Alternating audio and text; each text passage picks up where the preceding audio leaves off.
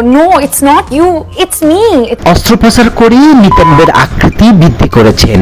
কৈশোর থেকেই চেহারার আকার নিয়ে নানান রকমের কটাক্ষ শুনেছেন, কিন্তু সত্যি কি নিতম্ব বড় করেছেন তিনি? It was. I'm not like the youngest person.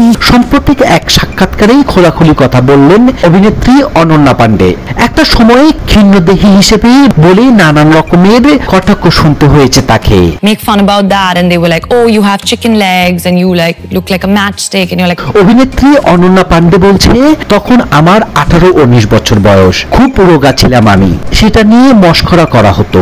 লোকে আমাকে বলতো, আরে তোমার পা দুটো মুরগির ঠ্যাং এর মতো, কেউ আবার বলতো তোমার চেহারা দেশলাই কাঠের মতো, তোমার তো স্তন বা নিতম্ব কোনোটাই নেই। এই সব বহু শুনেছি। Criticize that and that's something that I've seen especially with women. I don't feel like they do that to men. বয়স বৃদ্ধির সঙ্গে সঙ্গে চেহারাতেও ভার এসেছে, তারপরেও নানান কটাক্ষ শুনতে হচ্ছে তাকে।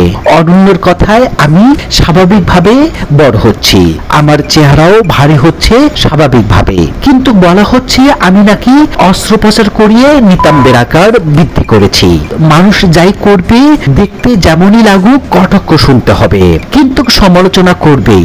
বিশেষ করে মহিলাদের উদ্দেশ্য কটাক্ষ শুনতেই হয়। পুরুষদের এই অভিজ্ঞতার মুখোমুখি হতে হয় না বলে মনে হয়। Naturally my body's filling out. They were like, oh, there's no way she's got her butt done. অভিনয়ের জন্য প্রথম দিকে কটাক্ষের শিকার হয়েছে অনন্যা। তারকা সন্তানে তকমা থাকার কারণে বারবার সমালোচিত হয়েছেন, কিন্তু গত কয়েকটি ছবি ও সিরিজের অভিনয় করার পর থেকে প্রশংসিত হতে শুরু করেছেন তিনি। খো গয়া হ্যায় হাম কাহা, কিল নিবে ও কন্ট্রোল এসবে অভিনয় করে সাড়া ফেলেছেন অভিনেত্রী।